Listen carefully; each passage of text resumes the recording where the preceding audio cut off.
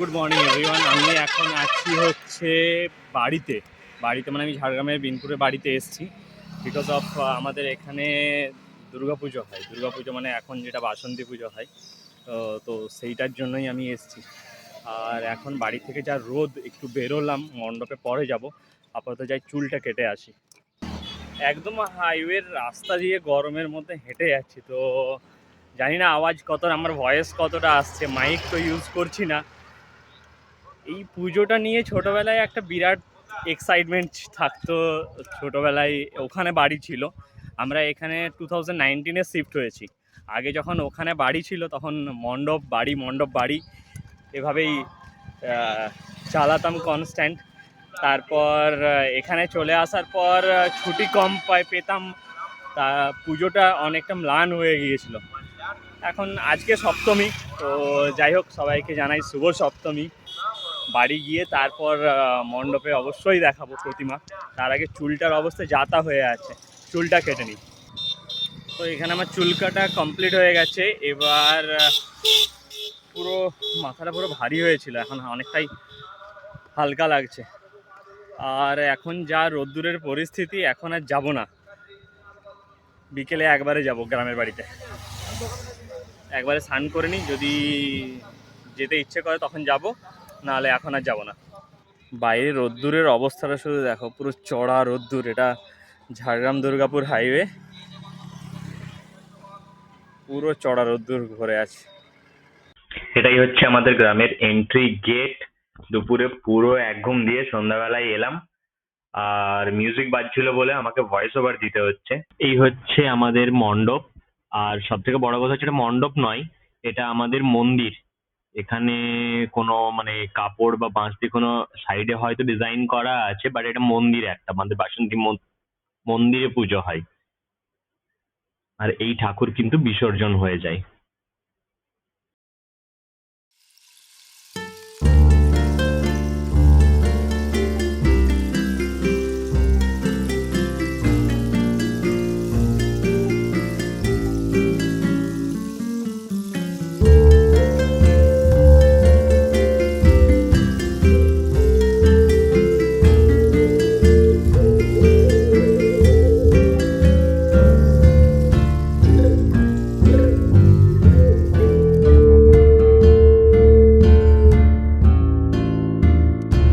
গ্রামের সবাই যে যেখানেই থাকি না কেন আসার চেষ্টা করি।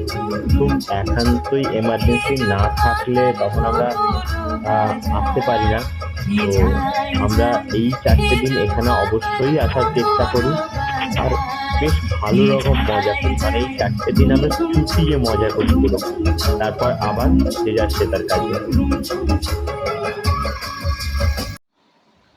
Good morning everyone. আমি এখন সকালে বাড়িতে আছি, আর এখন যাব হচ্ছে গ্রামের বাড়িতে। মা অলরেডি চলে গেছে, আমি স্নান টান করে নিয়েছি। আর কতটা দেখতে পাচ্ছি বুঝতে পারছি না, এটা হচ্ছে আমার আজকের আউটফিট। পাঞ্জাবি পরেছি, তো এখন তাড়াতাড়ি করে ওই বাড়িতে যাই। গরম তো ভীষণ আছে, বাট আজকে অষ্টমী, উপোসে আছি, অঞ্জলি দেবো। আগে মণ্ডপে চলে যাই। এই রোদ্দুর, ভীষণ রোদ্দুর আছে, আর কালকে আর ভিডিও সেভাবে করা হয়নি। এখন আবার স্টার্ট করলাম, যাই আগে ওখানে। আমি যখন পৌঁছলাম তখন এখানে গন্ডি কাটা চলছে। সামনে একটা আমাদের বাঁধ বা পুকুর আছে, সেখান থেকে সবাই গন্ডি কাটতে কাটতে মণ্ডপ পর্যন্ত আসে। তো এই রোদ্দুরের মাঝখানে অনেকেই আছে, প্রায় গন্ডি কাটছিল অলমোস্ট 100। তো তারা গন্ডি কেটে কেটে মায়ের মন্দিরে আসছিল।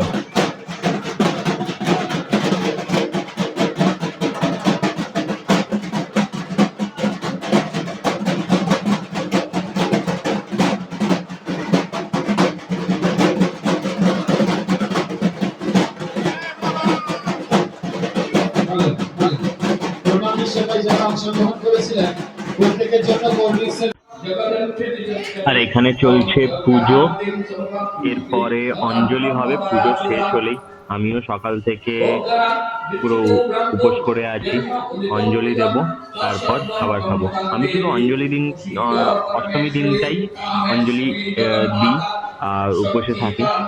তারপর নবমী দশমী এগুলো আর করে ওঠা হয় না।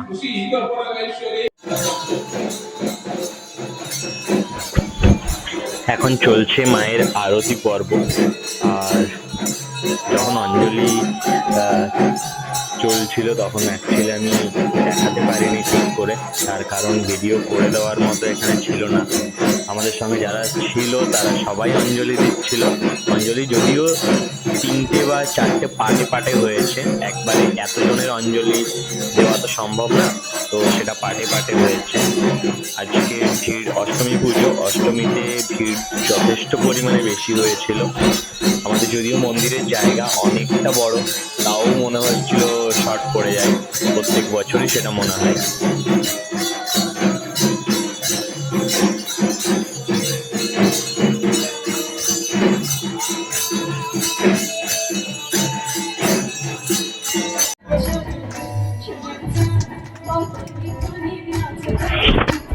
সকাল থেকে উপসে ছিলাম, তারপর এতক্ষণ দাঁড়িয়ে থেকে এদিক ওদিক যাওয়া আসা করে এই রোদ্দুরের মাঝখানে এতটাই টায়ার্ড হয়ে পড়েছিলাম যে আর ভিডিও করা হয়নি। এটা সন্ধ্যাবেলায় মানে অলমোস্ট তখন রাত 10টা বাজে। আমাদের একটা প্রোগ্রাম ছিল এখানকার, মানে আমাদের ঝাড়গ্রাম জেলার একটা ঝুমুর গান খুবই বিখ্যাত, ঝুমুর কাম ফ্লোক সিঙ্গার ইনি ঝিনুক মণ্ডল, আমাদের এখানকার খুব নামকরা একজন সিঙ্গার। এনার নাম আমি বললাম একবার, তাও আবার বলছি, এনার নাম হচ্ছে ঝিনুক মণ্ডল, খুবই ভালো সিঙ্গার। তো অষ্টমীর রাত্রে এনার একটা প্রোগ্রাম ছিল, আমরা সেই প্রোগ্রামটাই এনজয় করছিলাম আপাতত সবাই মিলে। তোমরাও দেখো, তোমরাও এনজয় করো।